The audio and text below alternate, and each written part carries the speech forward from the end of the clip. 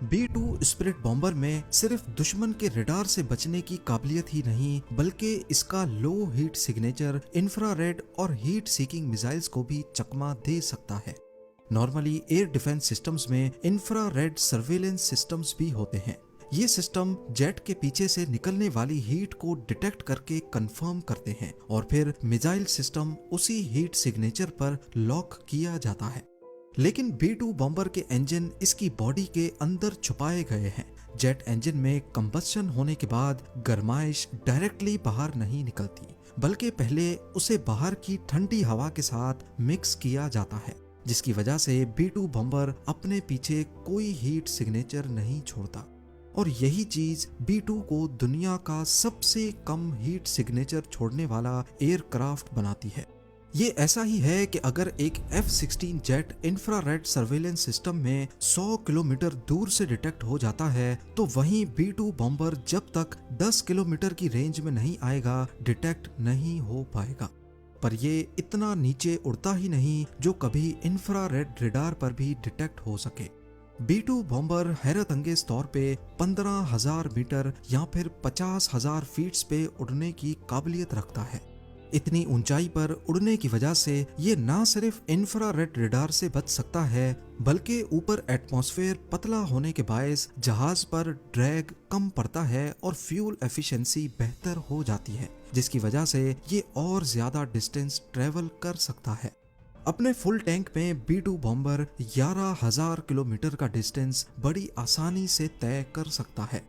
अब यहाँ आपको लग रहा होगा कि इसका रडार और इंफ्रारेड सर्वेलेंस सिस्टम पे नजर ना आना शायद यही इसकी खास बात है, लेकिन नहीं।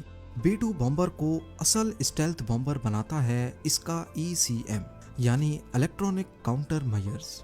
B-2 के अंदर हाई टेक ECM सिस्टम्स लगे हुए हैं जो पहले ये देखते हैं कि दुश्मन के रडार की क्या फ्रीक्वेंसी है, फिर उसी फ्रीक्वेंसी पे झूठे सिग्नल्स भेजते हैं जिससे रडार पर B-2 की गलत लोकेशन शो होती है या फिर 20 अलग अलग लोकेशंस पर B-2 नजर आने लगता है, जबकि असल में वो सिर्फ एक जगह ही होता है।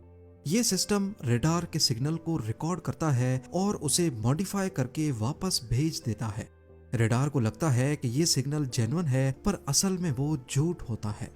और सबसे मजे की बात, ये ECM सिर्फ उसी रडार को गलत सिग्नल भेजता है जिसने उसे डिटेक्ट किया हो, ताकि दुश्मन को लगे कि शायद रडार में कोई नॉइज या एरर आया है। अगर तमाम ही रडार्स में गलत सिग्नल भेजे जाएंगे तो दुश्मन को शक हो सकता है।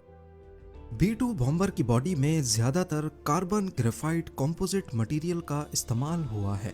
इस जहाज को टुकड़ों में बनाया गया और फिर इस तरह जोड़ा गया जैसे स्विस वॉच मेकर हर पुर्जे को पूरी परफेक्शन से जोड़ता है। अब आते हैं इसके पे लोड पर। यह हैरानकुन तौर पे 18,000 kg का बारूदी मवाद उठा सकता है, यानी करीब 15 गाड़ियों का लोड। ये अपनी बैली के अंदर 80 JDAMs छुपा सकता है जो कि GPS गाइडेड बॉम्ब्स होते हैं, 16 B-83 न्यूक्लियर बॉम्ब्स और 16 AGM-158 जैसम मिसाइल्स जो कि स्टेल्थ क्रूज मिसाइल्स होते हैं। ये बॉम्ब्स B-2 के इंटरनल बे के अंदर फिट किए जाते हैं और दरवाजा बंद हो जाता है ताकि फ्लाइट के दौरान स्टेल्थ बरकरार रहे।